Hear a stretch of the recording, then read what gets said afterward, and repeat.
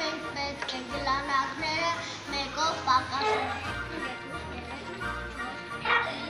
7-ից հանած 1 հավասար է 6։ 7-ից 2 շարքը քանի գլանակ է։ 1, 2, 3, 4, 5, 7, 8,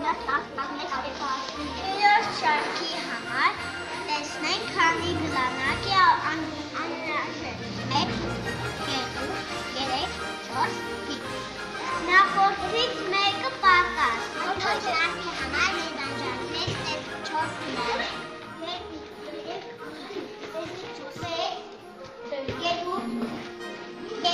Նախավերջի շարքի համար մեզ պետք է 2 գլանակ։ Ահա մենք վերջին գլանակը։